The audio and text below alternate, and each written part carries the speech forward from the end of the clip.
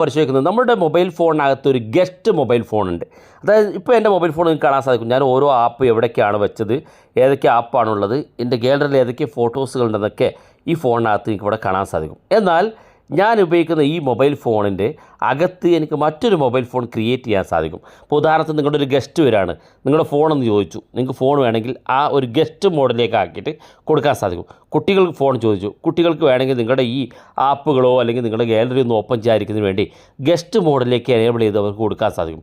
അവർക്ക് കൃത്യമായിട്ടൊരു mobile phone കിട്ടും, അതിനകത്ത് യൂട്യൂബ് ഉണ്ട്, പ്ലേ സ്റ്റോർ ഉണ്ട്, എല്ലാം കിട്ടും. നിങ്ങൾ ഇൻസ്റ്റാൾ ചെയ്ത് വെച്ചിരിക്കുന്ന ആപ്പുകളോ ഫോട്ടോസോ വീഡിയോസോ ഒന്നും അവർക്ക് കാണാൻ സാധിക്കുകയുമില്ല. അപ്പോൾ അതേതാണ് ഗസ്റ്റ് മോഡ്, അതെങ്ങനെ ഉപയോഗിക്കുക എന്നുള്ളതൊക്കെയാണ് നമ്മൾ ഇന്നത്തെ വീഡിയോ നോക്കുന്നത്. നമ്മുടെ മൊബൈൽ ഫോണിനകത്തുള്ള ഫീച്ചറാണ്, ഒരു ആപ്പ് ഇൻസ്റ്റാൾ ചെയ്യേണ്ട വളരെ വ്യത്യസ്തമായിട്ടുള്ള ഫീച്ചറാണ്. തീർച്ചയായിട്ടും വീഡിയോ നിങ്ങളുടെ സുഹൃത്തുക്കൾ കൂടി ഷെയർ ചെയ്ത് കൊടുക്കുക, എന്നാലേ അവർക്കും കൂടി ഈ വീഡിയോ ഉപകാരപ്പെടുക. അപ്പോൾ ഞാനിവിടെ മൊബൈൽ ഫോണിൻ്റെ സെറ്റിങ്സ് ഓപ്പൺ ചെയ്യുകയാണ്.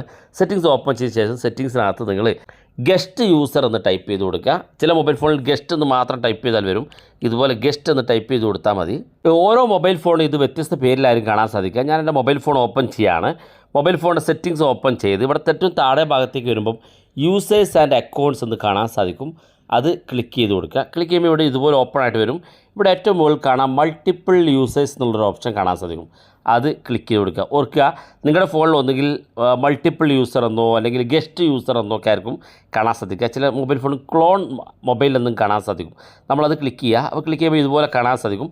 ഇത് ആദ്യമായിട്ട് ക്ലിക്ക് ചെയ്യുന്ന ആളാണെങ്കിൽ ഇത് എനേബിൾ ചെയ്ത് കൊടുക്കാനുണ്ടാകും. ഇവിടെ ഇത് എനേബിൾ ചെയ്ത് കൊടുക്കുമ്പോൾ ഇതുപോലെ കാണാം. ഇവിടെ ഓണർ എന്നുള്ളത് ഇപ്പോൾ നമ്മൾ ഉപയോഗിക്കുന്ന ഒരു അഡ്മിൻ പാനലാണ്, നമ്മളിപ്പോൾ ഉപയോഗിക്കുന്ന മൊബൈൽ ഫോണാണത്. രണ്ടാമത്തെ ഇവിടെ കാണാൻ സാധിക്കും ഗസ്റ്റ് എന്നുള്ളത്. ഞാൻ ഈ ഗസ്റ്റിലേക്ക് മാറ്റുകയാണെങ്കിൽ ഈ സ്ക്രീൻ റെക്കോർഡ് ഓഫ് ആകും, കാരണം അത് മറ്റൊരു പ്ലാറ്റ്ഫോമാണ്. അതായത് നമ്മുടെ മൊബൈൽ ഫോണിൻ്റെ മറ്റൊരു ഫീച്ചറാണ്. അതായത് അതിനകത്ത് പുതിയ വാട്സപ്പ് ഉപയോഗിക്കാം, അല്ലെങ്കിൽ ഇമെയിൽ ഉപയോഗിക്കാം, പ്ലേ സ്റ്റോർ ഉപയോഗിക്കാം, ഫോട്ടോ എടുക്കാം, ഗാലറിയിൽ. ഇപ്പോൾ നമ്മുടെ മൊബൈൽ ഫോണിനകത്തുള്ള ഒരു ഫീച്ചർ അതിനകത്ത് കാണില്ല. അത് പുതിയൊരു മൊബൈൽ ഫോൺ വാങ്ങിയതുപോലെ ഉണ്ടാകും. നിങ്ങൾ അതിൽ ആദ്യം നിങ്ങളുടെ ജിമെയിൽ അക്കൗണ്ട് ലോഗിൻ ചെയ്യണം, എന്നിട്ട് പ്ലേ സ്റ്റോർ ഓപ്പൺ ചെയ്ത് ആപ്പുകൾ ഇൻസ്റ്റാൾ ചെയ്യണം.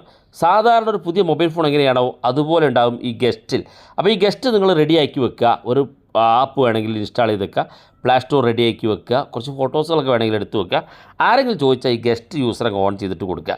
ഇനി നിങ്ങൾക്ക് പുതിയൊരാൾക്ക്, ഒരു കുട്ടികൾക്ക് വേണമെങ്കിൽ പ്രത്യേക യൂസർ ക്രിയേറ്റ് ചെയ്യാൻ ഇവിടെ സാധിക്കും. ഇവിടെ കാണുന്ന ആഡ് യൂസർ എന്നുള്ള ഭാഗത്ത് നിങ്ങൾ ക്ലിക്ക് ചെയ്ത് കൊടുക്കുക. ഇവിടെ പുതിയൊരു യൂസർ ആഡ് ചെയ്യാൻ സാധിക്കും. അതായത് കുട്ടികൾക്ക് വേണമെങ്കിൽ കിഡ്സ് എന്നുള്ള ഭാഗത്ത് ഒരു പുതിയ ഒരു ഫീച്ചർ ആഡ് ചെയ്ത് നമുക്ക് അതിൽ കിഡ്സ്, കുട്ടികൾക്ക് വേണ്ടി കുട്ടികൾക്കുള്ള യൂട്യൂബ്, കുട്ടികൾക്കുള്ള കാർട്ടൂണുകളൊക്കെ റെഡിയാക്കി വെച്ചാൽ ജസ്റ്റ് ആ കിഡ്സ് ഭാഗത്ത് ക്ലിക്ക് ചെയ്ത് കുട്ടികൾക്ക് കൊടുത്താൽ അവർക്ക് കാർട്ടൂണുകളും കിഡ്സ് യൂട്യൂബുകളൊക്കെ കാണാൻ സാധിക്കും. അപ്പോൾ കുട്ടികൾക്ക് കൊടുക്കാൻ വേറെ, നിങ്ങൾ ഗസ്റ്റിന് കൊടുക്കാൻ വേറെ, വേണമെങ്കിൽ വൈഫിന് കൊടുക്കാൻ വേറെ ഒക്കെ ഓരോ പ്ലാറ്റ്ഫോം മൊബൈൽ ഉണ്ടാക്കി വെക്കാൻ സാധിക്കും.